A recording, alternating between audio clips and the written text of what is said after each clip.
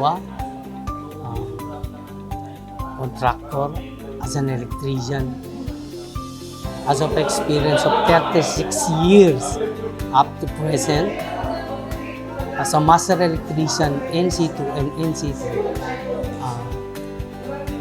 based on my experience as an electrician, through industrial, residential, and commercial, as of now, ang trabaho.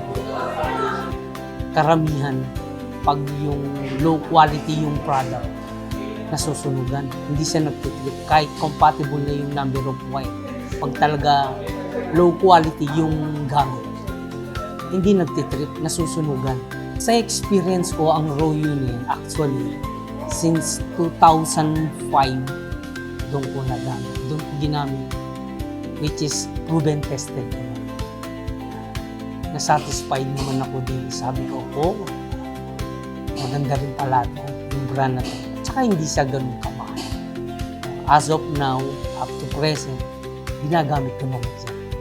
Based on my experience, pagdating sa mga ganyan naman na concept, sa mga kliyente ko, sa mga kliyente kong residentials na build and sell na ginagawa namin, ang mga standard naman mga tao na ginagamit nila, which is Royo, ang gusto nila is madali silang gamitin, hindi sila mahirap isuot sa mga fittings nila pagdating sa mga switches and outlet.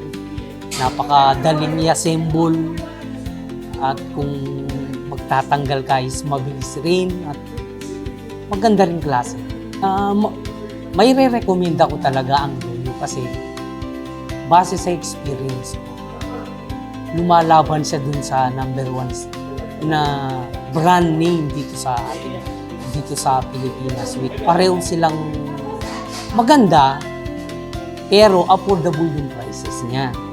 Yung mga new beginner or na experience lang ng electrician, ang masasabi ko is, itry nyo at gamitin nyo ang produkto ng Royo, which is proven and tested. Ako ang nagsasabi sa inyo, based on my experience for more than 36 years.